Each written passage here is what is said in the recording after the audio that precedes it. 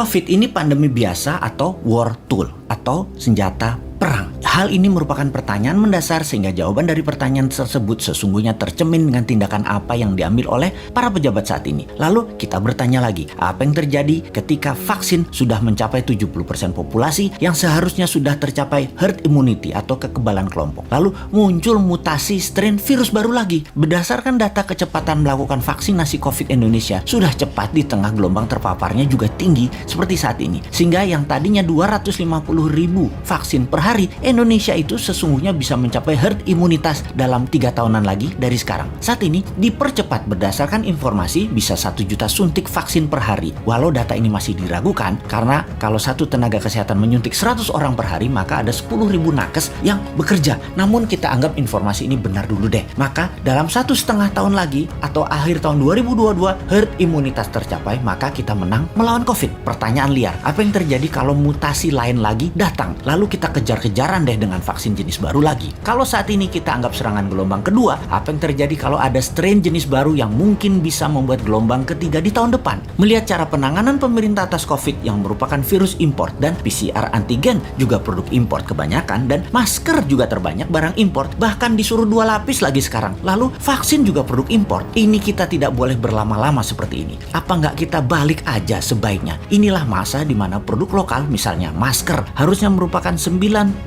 masker yang beredar di Indonesia saat ini adalah buatan lokal. Antigen tes lokalnya harus 100%. Vaksin lokal harus 50%. Atau obat peningkat imunitas yang lokal harus digenjot. Agar kalau virus mutan lagi, kita nggak terus bergantung impor yang akan membuat ekonomi negara digerogoti uang keluar atau flight capital. Sudah cara bernegaranya membatasi uang beredar menjadi tipis di tanah air, uang tadi ditarik keluar dengan berbagai kebutuhan impor dan tunai di tanah air harus hidup dengan pinjaman dolar asing dan yuan. Rupiah kok jadi nggak berdaulat ya? Pastinya karena kebijakannya terlalu impor. Walau bisa terlihat benar karena semuanya dalam keadaan darurat, tapi kalau bernegaranya daruratnya berkepanjangan seperti ini, sebenarnya bisa nggak masuk kategori salah kelola atau mismanagement bernegaranya. Lebaran tahun 2020 nih ya, kita nggak boleh mudik, pulang kampung, mudik apalah itu. Lalu tahun 2021 berlaku lagi, nggak boleh mudik lagi. Oke lah, kita manut, 2 kali ya kita manut. Walau ada beberapa orang nggak tahan melakukan pulang kampung yang katanya mereka lah penyebab meledaknya gelombang kedua paparan COVID sekarang. Oke lah, argumen ini diterima. Tetapi kalau tahun depan 2022 masih lagi, ini namanya nggak bisa kelola. Setuju nggak kalau hal ini kita sematkan? Nggak bisa kelola negara karena 3 kali berturut-turut kita nggak pulang kampung. Kembali ke pertanyaan awal. Kita bisa simpulkan dari pertanyaan pertama oleh pemerintah saat ini, COVID adalah pandemi biasa, bukan war tool atau senjata perang biologi. Menjawab pertanyaan kedua, kalau ada strain baru, maka sepertinya ya ikut aja atas apa yang akan terjadi nanti. Kumaha engke, tak ada antisipasinya, yang ada hanyalah mudah-mudahan nggak ada mutasi lagi. Kalau terjadi berlawanan, ini senjata biologi